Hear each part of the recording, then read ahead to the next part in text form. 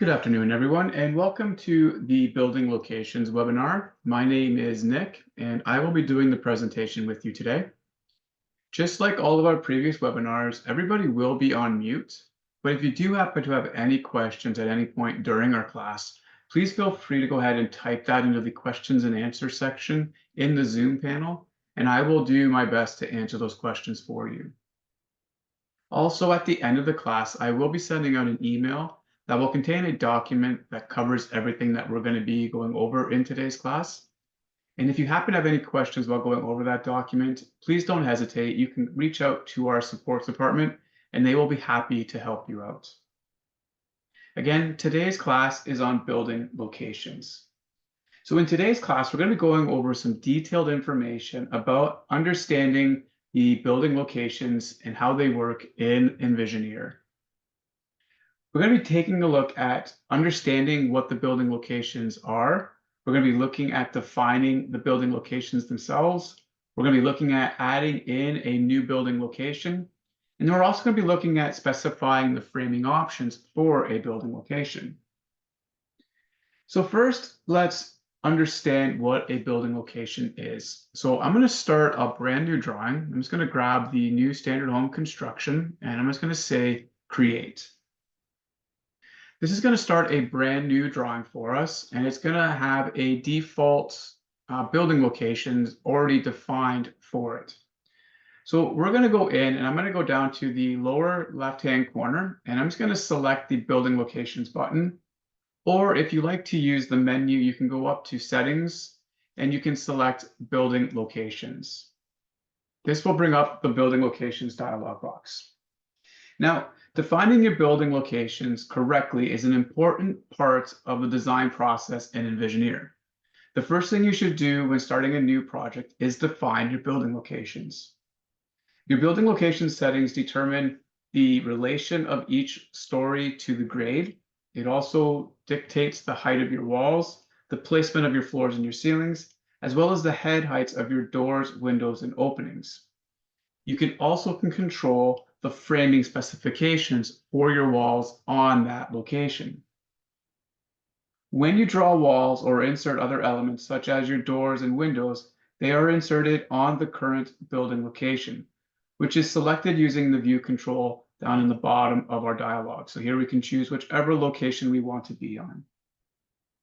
By default, when you open a new project in Envisioneer, there are preset building locations, and each of which has a predefined setting. You can edit the settings of these existing building locations, or you can create new ones to suit your needs for the specific project you're working on. So we opened up just a brand new blank template, and it's using a building location that was defined for that new standard home construction. And in that particular design, it's going to have a full basement, a ground floor, and a second floor. So let's take a look at the dialog itself. So we're going to be defining our building locations in here. Once we have the dialog open, we can see that there are a number of different columns and rows available to us. The first column we see has a green check mark in it. Now this green check mark just indicates what the current location is. And if we look down in the lower left, again, we can see ground floor is selected because that is the current location. Next to that, we have a numbering system. Now you can add up to 999 different locations in Envisioneer, and you can name and number them in any way that you want to. These are alphanumeric fields, so you can type in whatever you want here. The same is going to be true for the name. We give you the basic naming conventions, but you can change this up if you want to. If you want yours to be basement, first floor, second floor, then you can again change those up by just simply double clicking, and you can actually just edit the name. It is just an edit box. Now, the next couple of areas are going to be a little bit different.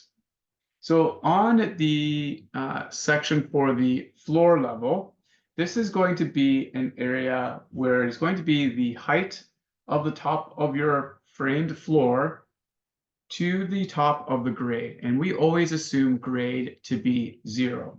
Now, the best way to show this is to actually click on the edit locations And if I click edit location, it's going to bring up this little dialog.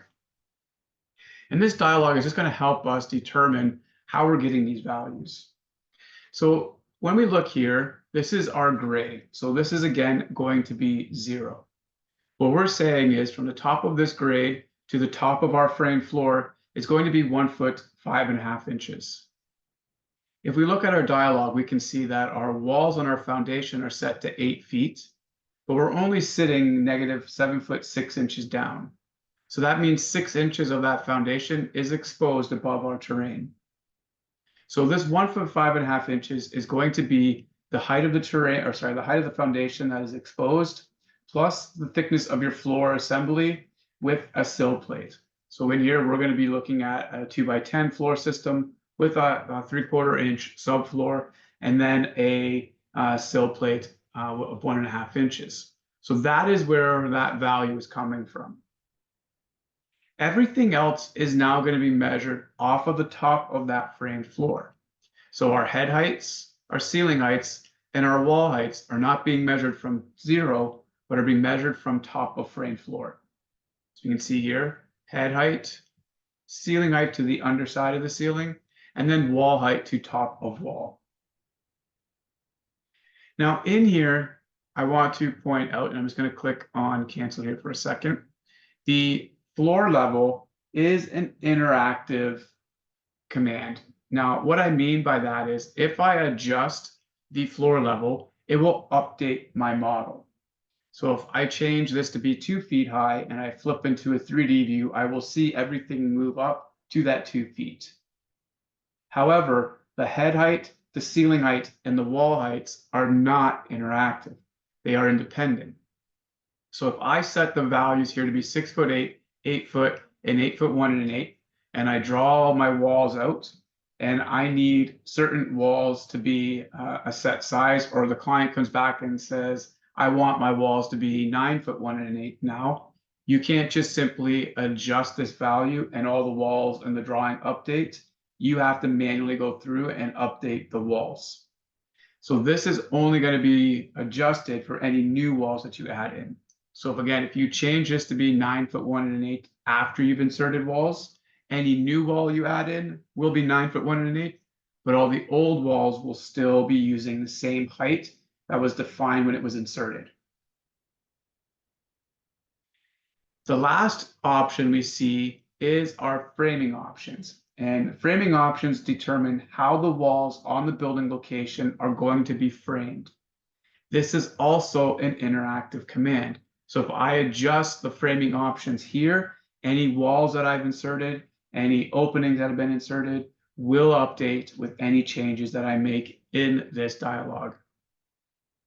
So again, just to say that again, or just to point that out again, floor level and framing options are going to be interactive commands. If you adjust them in here, your model will update.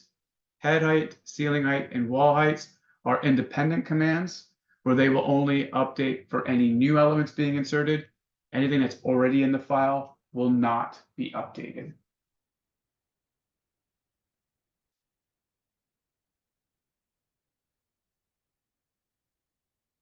So I'm going to go into the ground floor again. I'm just going to click on the edit locations.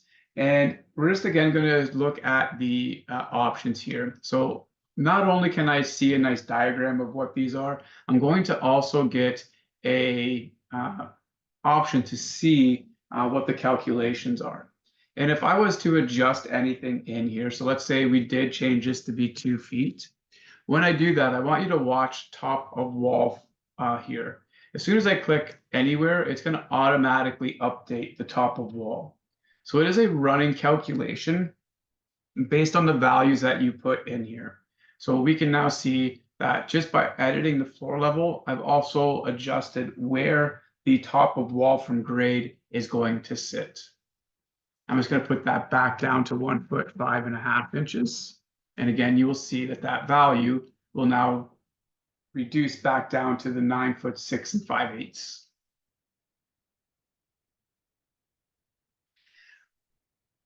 What we can also do is we can add in new locations. So I'm just going to click on cancel here. And we can go through and we can also create new locations. Now, if you create a new location, you can have a couple of different options. You can click the Add Location button, and you can use the Add Location from the Calculate from Grade location, or you can use the Calculate from Existing Location or Calculate from Grade options. Now, the Calculate from Existing Location, this is going to calculate the heights of the new location based on an existing location. The location calculator from existing dialog box will be populated. So if we select this option, we say, okay, it's going to give us, again, our dialog, but we're going to get the location calculator from existing. And it's using the ground floor because that's the location we had selected. So we're going to see ground floor. You're not set to have to use the ground floor. You can adjust this and say, I want to use the second floor, but since it was the currently selected location, that's what we're going to see. What we're also going to be able to do in here is we're going to make it, we're going to be able to make the values what we want for our new location. So again, we can see that if we fill in the data relating to the wall, the ceiling, and the head heights, the calculator will use this information to determine the top of the wall from grade for us automatically. So again, if I adjust this value here to be, let's say 9 foot 1 1/8, it's going to automatically adjust the top of wall for us. I'm just going to go back down to 8 foot 1 1/8. If I want to show my floor cavity, so if I want to create an actual floor between my locations, then I can also adjust this floor level calculator. And by just populating this with, let's say, 1/2 inch, and then we're going to have 9 1/4 inch. Now, what did I do there? 9 1/4. And then we have a sill plate, which we don't need here. Then it's going to also update the top of wall for us because we are including an actual floor thickness. This value here that we see, which is the top of wall from grade, this value remains fixed. It indicates the top of the wall of the location below. And it's going to be the basis point from which you are calculating the new location above it. So this value will not update. Everything else will above it. I'm just going to click cancel on there. I'm going to click add location once again, but this time I'm going to select the calculate from grade, and I'm going to click OK.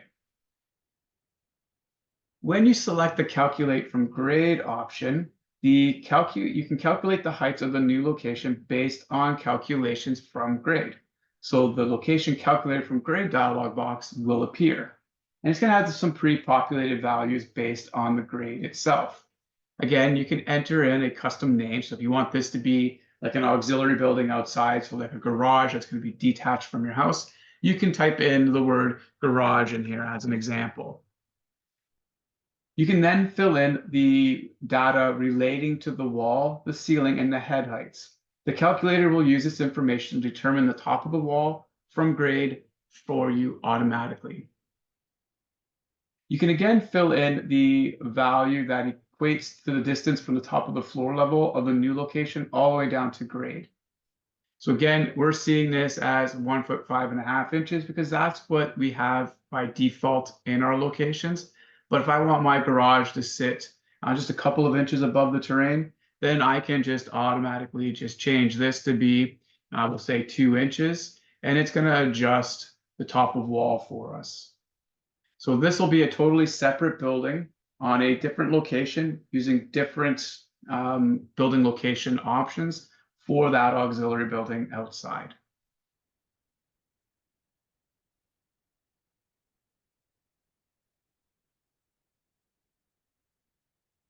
I'm just going to click cancel on there. I don't want to save any changes there.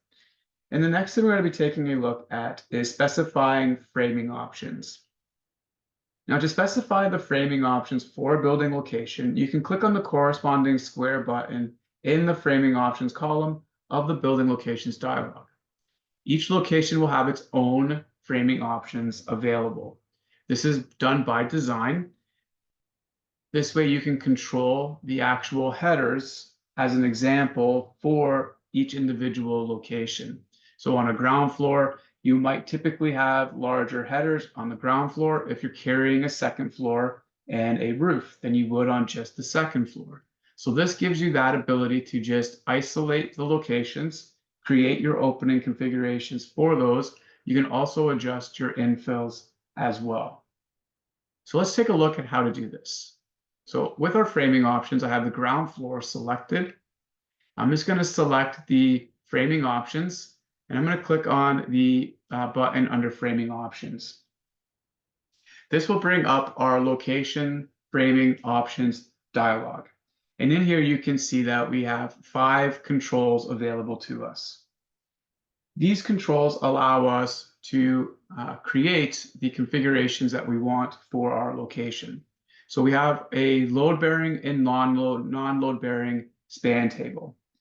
These are going to be the options available to us for whenever we add in a load-bearing wall and we put, or a non-load-bearing wall, and we put an opening in it. How do we want those openings to be framed out? When you select one of these options, and you can double click in here, it will bring up the wall span table library. And again, by default, this is what is shipped with the program. You can again go through, customize it, make changes to suit what you would use typically in your area. So for our load-bearing wall, let's change ours to be a 3-ply. We want a larger ply header and any openings on our load-bearing walls. So you can select the 3-ply span table, but we're going to double click on it because I want to bring up its properties so you can see what it is and how it's being used. Inside that span table library, we're saying that for a 3-ply span table, any opening that is up to 5 feet is going to use a 3-ply 2x6 header. And then you can see there's a list that goes through the different spans. Each span has its own header designation or head sill jam configuration assigned. You can add to this, you can remove options from here, and you can also edit the configuration that's going to be used. So here we can see we have a 3-ply 2x6 header. If I click on that little browse button here, what's going to happen is going to bring up the head sill jam library. And this head sill jam library is just showing you how that configuration is being framed out. So we're isolating it as a 3-ply 2x6 header. And when I double click on that, I'm just going to go into the rendered outline mode. We can see that we have 1, 2, and 3 headers. And you can see 1, 2, and 3 headers. To support this header, we're going to have jack studs on either side of our opening. So we're going to have a left and a right jack stud. We then have our king stud that runs from our bottom plate all the way up to our top plate. Those are going to be also on the left and the right side. We have a sill that's going to sit at the bottom of our opening. And then we have an upper and lower cripple region. If it is a window, it will include the upper and lower cripple region. If it is a door, it will automatically remove the lower cripple region, so you don't have to worry about adding in separate infills for windows and doors. Each one of these options is going to have its own values. So if I select the head sill, if I select the left king stud, I can see that it is using the left king stud. But I want to take notice of the coloring. So right now we're seeing everything is highlighted in red. That's just letting you know that it is a part of the wall properties. And it's going to use whatever the framing member is for the wall that you've added in. So if you've added in a 2x4 brick veneer wall or a 2x6 brick veneer wall, it is going to use a 2x4 or 2x6 based on the wall properties. But when we get down to our headers, we can see here we're now using a specific member from the member library. We no longer want it to use whatever the wall properties determine. We want it to use an assigned member. I want the header to be a 2x6, or I want the header to be a 2x8, a 2x10, or a 2x12. This is where you can choose the member and you can assign the actual member that you want to use. I'm just going to click cancel on here because I don't want to make any changes in here. Cancel and cancel and cancel. And then we'll say, okay, so that's the head sill jam I want to use for my load bearing walls. Same is going to be true for non-load bearing walls. You can go in and you can double click and you can create a new wall span table library for non-load bearing walls, where instead of having your headers running vertically, they're just going to be flat in the opening itself. I'm going to click cancel on there. I don't want to make any changes there. And then we have the intersection lookup table. Now, the intersection lookup table, now this is just a reference table that contains rules for framing different types of wall intersections. This is only going to be visible once you have the walls added in. You'll then be able to look at the intersections and determine if you want to change how that intersection is being framed out based on the walls that are being added in. It is using what we call a turn stud reference table. And what this will do is it will analyze the model and it will say, if I have two walls coming together at a 90-degree angle, it's going to use a set configuration. If I have three walls coming in at an intersection, I'm going to be creating a T intersection. If I have four walls connecting together at that intersection, I want to use an X intersection. And each one of those options will have its own framing members assigned to it. And you can, again, adjust how you want those to be framed out. We then have the infill configuration. And the infill configuration setting allows you to control the size and the spacing of your stud members, the size and number of your top and bottom plates, and whether or not there's going to be blocking in the wall framing. Double clicking on this item will open up the wall infill table, the infill library. And again, you can see all of the different infills that we have supplied for you. Again, you can go through this list, take a look at them, and determine what's going to work best for you. And if you need to add or edit any one of those, you can do that. Again, as you look through this list, you're going to see that there are some with some very specific names. And this is done again because it determines what type of wall we're working with. So if I'm adding in a wall that's going to be in my garage that we've added in as a location, it is going to be a framed wall that's going to be sitting on top of a concrete foundation wall. So it's going to need to have a sill plate. Well, my sill plate, I can't use whatever the wall properties define because I need it to be a pressure treated sill plate. So I can't use whatever the wall properties say, or it's just going to use just a regular 2x4 or 2x6. So I have to use an infill that's going to be specific to the wall type that I plan on using for my garage. So if I know I'm going to be framing this out with 2x4s, I'm going to use the 16 inches on center with the 2x4 pressure treated bottom plate. If I know the walls are going to be over a certain size and I'm going to need blocking, then I'm going to use the 2x4 pressure treated bottom plate with blocking. And it's going to assign the blocking for me based on the heights that are available, which I can also edit in the framing configurations. Again, you can choose whichever option works best for you based on what you're trying to create. Just going to click cancel on that. And then the last option we have in here is our framing rule. Now, the framing rule is, again, just going to be an option. It's a drop-down list that allows you to choose how you want the framing to be started in your design. And you can choose whichever direction you want that framing to start from. I'm just going to leave mine at from bottom left, and I'm just going to click OK. So I've gone through and I've adjusted just the location framing for the ground floor. Now, as I mentioned at the beginning, these values are going to allow me to adjust interactively. So if I make an adjustment here or here, it will update the view for me. These values are, again, going to be independent.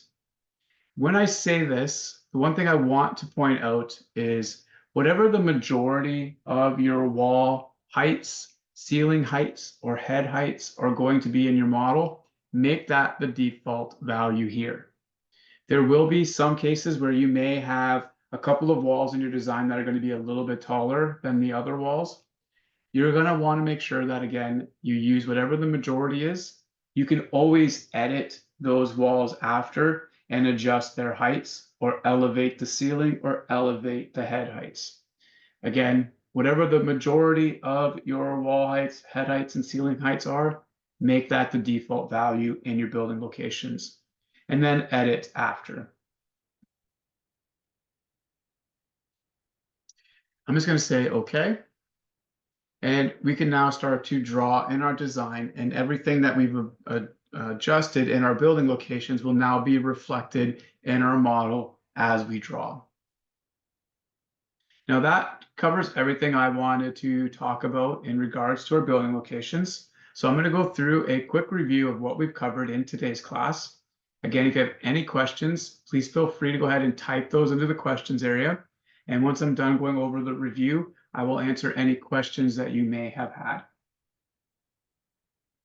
So in today's class, we learned why it is important to always adjust your building location settings before starting to build your projects in Envisioneer. The building locations dialog is probably one of the most important dialog boxes in the software. Some points to remember. The building locations settings will dictate the number of building locations in your project up to a maximum of 999 and the name of each one. The relationship of the different building locations to one another and to the grade itself. It also controls the wall, the floor, and the ceiling heights of each building location. It also controls the height at which your elements, such as your doors, windows, and openings, are placed into the model. And we can also control the framing settings for non-load-bearing and load-bearing walls within our project. Again, I just want to point out that interactive properties in the building location will update items previously inserted in the model when you change their value in the dialog box, like the floor level and the framing options. The independent properties in the building locations dialog will not update items previously inserted in the model when you change their value in the dialog box, like the head height, ceiling height, and wall heights. Although anytime you add in or anytime you make an adjustment in the building locations for an independent property and you add in a new wall after the fact, or a new window, or a new door, or a new ceiling, it will adjust and use that new value. So that covers, again, everything I wanted to talk about today. So I'm just going to check and see if there are any questions. I'm not seeing anything at the moment. So again, I'm just going to pause for just a moment to see if anybody has any questions. Like I mentioned at the beginning of the class, I am going to be sending out an email. That email will contain a document. Please go through the document. If you happen to have any questions while going through that document, again, please don't hesitate. Contact our support department. They'll be happy to help you out with any questions you might have. Perfect. Well, thank you very much, everybody. I look forward to speaking with you all again very soon. Please enjoy the rest of your day.